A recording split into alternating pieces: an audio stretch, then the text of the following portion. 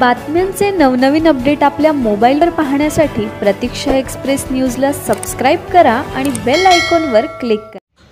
पंढरपूर तालुक्यातील बंदूक दाखवत तलवारीने मारून सोन्याचे दुकान उठले। तिसंगीतील घटना, तोंड बंद कर नाहीतरी मारीन म्हणत लगावले ठोसा।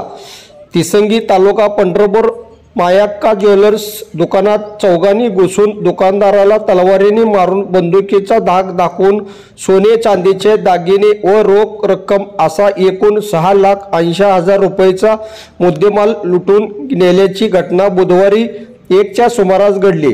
पोलीस ठाण्यात दाखल केलेल्या तक्रारीनुसार अक्षय सुखदेव कोळेकर मळा आटपाडी तालुका जिल्हा सांगली यांची तिसंगी तालुका पंढरपूर येथे सोन्या चांदीचे दुकान आहे। ते नेहमीप्रमाणे मंगळवारी दुकानात बंद करून दुकानात झोपले। बुधवारी रात्री 1च्या सुमारास दुकानात अनोळखी 4 इसम आले।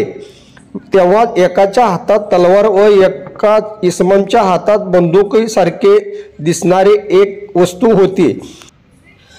त्यातील एकाने तलवार कोळेकर यांच्या डाव्या खांद्यावर आडवी मारली, डाव्या पायाच्या नडगीवर मारून व तोंडावर ठोसा मारून आवाज करू नको म्हणून मारहाण केली। तेव्हा त्यातील एकाने बंदुकीसारखी दिसणारी एक वस्तू पोटावर लावून तोंड बंद कर नाहीतरी तुला मारीन अशी धमकी दिली। तरी सुद्धा ते आरडाओरडा करत होते। तेव्हा दोघांनी झोपलेल्या ठिकाणचे दाबून ठेवले होते।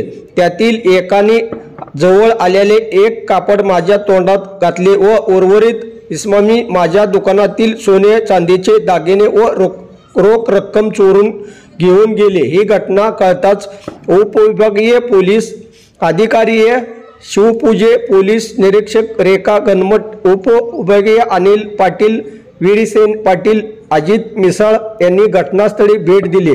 याबाबत ग्रामीण पोलीस ठाण्यामध्ये गुन्हा दाखल करण्यात आला आहे।